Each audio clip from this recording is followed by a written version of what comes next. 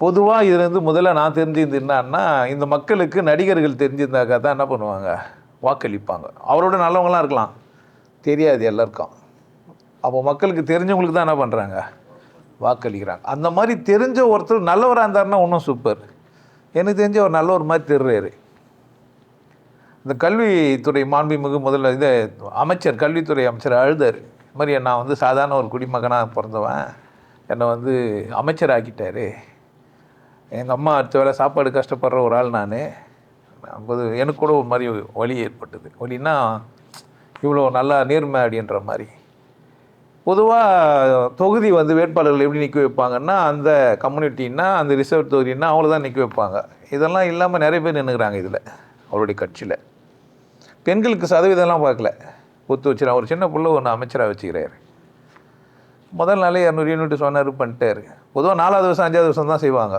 தேர்தல் வாக்குறுதிகள்லாம் எப்போ நிறைவேற்றுவாங்கன்னு கேட்டிங்கன்னா, ஆட்சி அமைச்சிருவாங்க, போயின்னுக்கும் எலெக்ஷன் வரும்போது பண்ணுவாங்க கடைசி நேரத்தில்.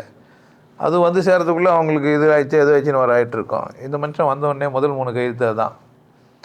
ரொம்ப பிடிச்ச விஷயம் போதைப்பொருள் ஒழிப்பு, அதுக்கு ஒரு கையெழுத்து. பெண்கள் பாதுகாப்புக்கு ஒரு கையெழுத்து. ஆஃபீஸ் போல், கோட்டைக்கெல்லாம் போகல, முதல் நாள் நல்லா இருக்குது.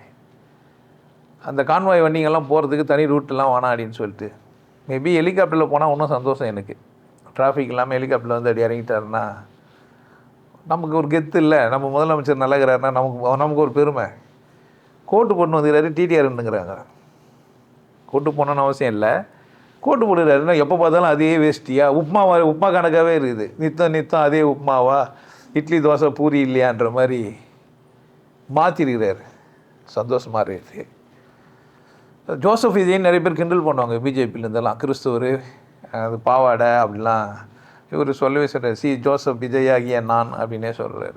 3வது ஆளுங்களோட என்னோட அப்படி தான் சொன்னாங்க. ஆல்பர்ட்டு, ஐஸ்டீனு, கிறிஸ்துவ பேர் சொல்கிறதுக்கு. இந்த ஏரியாவே அம்பேத்கர் பீப்புள் அப்படிலாம் அதெல்லாத்தையும் உடச்சி தகர்த்து எஞ்சிக்கிறாரு.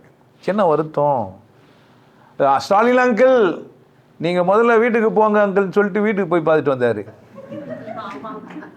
அது எனக்கு கொஞ்சம், ஆனால் இப்படி கூட நினச்சிக்கலாம், கிண்டலாக போயிருக்கலாம் ஒரு வேளை. ஸ்டாலின் அங்கிள் நீங்கள் வீட்டுக்கு போங்க அங்கிள், நான் வீட்டில் பார்க்குறேன் அப்படி எடுத்திருந்தால் அது ரொம்ப சந்தோஷம்தான். அது ஸ்டாலின் அங்கிளுக்கு வலி. பட் எனக்கு வருத்தம் என்னன்னாக்க, இவனுக்கு ரகசிய கூட்டம் ஏடிஎம்கேவும் டிஎம்கேவும் வேறு இல்லை, ரெண்டும் ஒன்று தான் சொன்னவர். ஒருவேளை தாவேகவும் டிஎம்கேவும் வேறு இல்லைன்னு ஒன்று சொல்கிறதுக்காக போனாரா என்னன்னு தெரியாது.